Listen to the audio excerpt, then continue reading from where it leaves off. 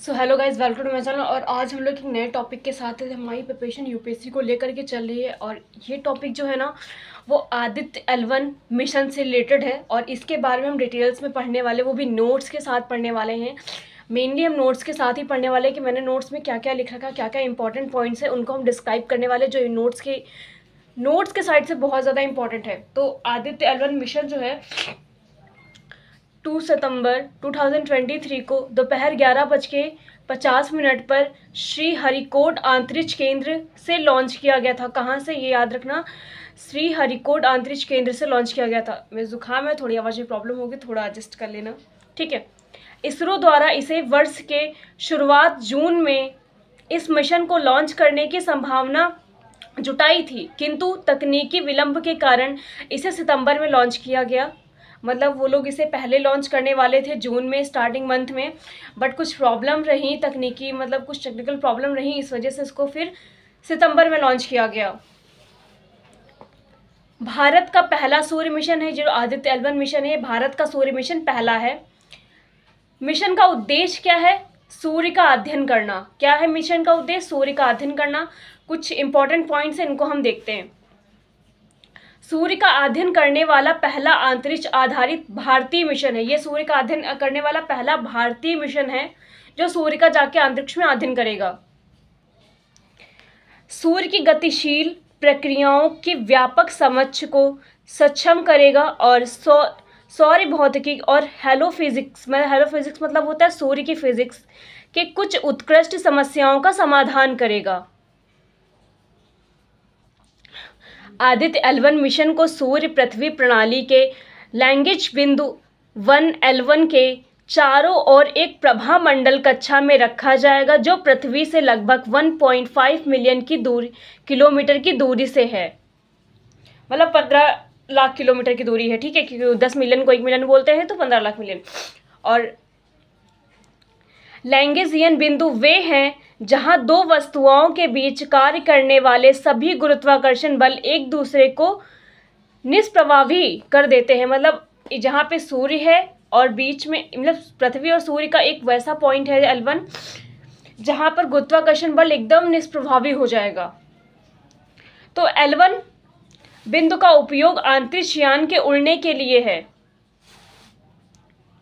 L1 बिंदु के चारों ओर प्रभामंडल कक्षा में रखे गए उपग्रहों का प्रमुख लाभ सूर्य को बिना किसी अच्छादन और ग्रहण के लगातार देखने का है। मतलब एक साइड अगर बीच में जो चंद्रमा आ भी जाता तो उसका जो एक साइड है वो पूरी की तरफ से सूर्य का ही अध्ययन करेगा। यह वास्तविक समय में सौर गतिविधियों और अंतरिक्ष मौसम पर इसके प्रभाव को देखने का संभव करेगा।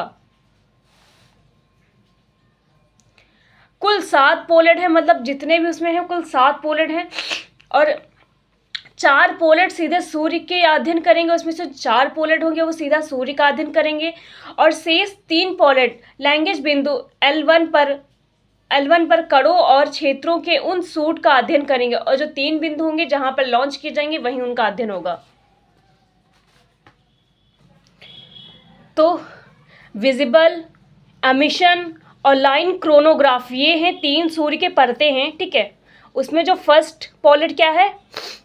वेल्स, सूर्य के वायुमंडल के सबसे बाहरी भाग यानी सौर कोरोना और सूरज में होने वाली सबसे शक्तिशाली विस्फोटों यानी कोरोनल और मास इंजेक्शन की गतिशीलता का अध्ययन करेगा।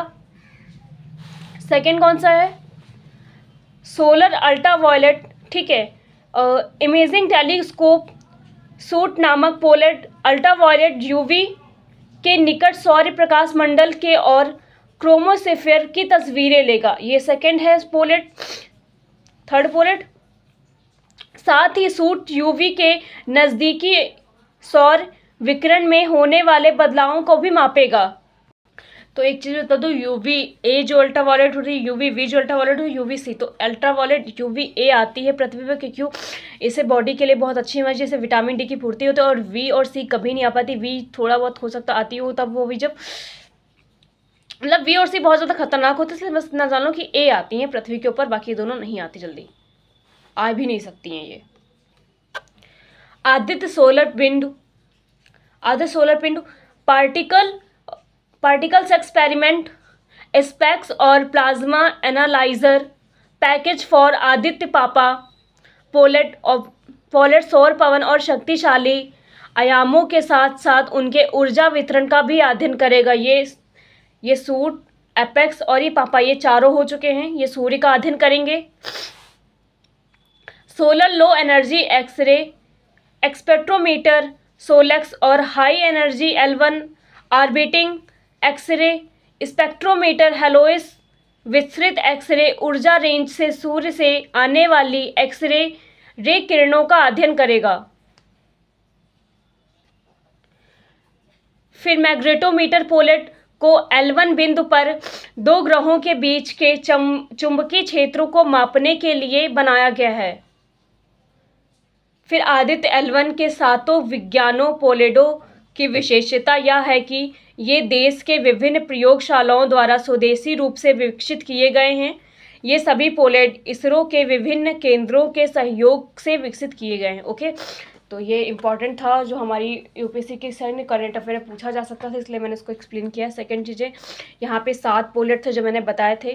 पहला वेज था, सूट था, एक्सपेक्स था और पापा था। ये चारों क्या करेंगे? सूर्य का अध्ययन करेंगे। ठीक है, फिर बचते हैं 3 के साथ होते हैं सोलेक्स, होलेक्स और मैग्नेटोमीटर पोलेट। ये उसी जगह का अध्ययन करेंगे जहाँ ये लॉन्च किए जाएंगे। ठीक है, तो आई होप ये चीज़ आपको क्लियर हुई होंगी। नहीं क्लियर होगी तो थोड़ा टफ है, तो वीडियो को दोबारा देख के अच्छे से समझ लेते हैं। मिलते हैं नेक्स्ट वीडियो में। जय हिंद, जय भारत।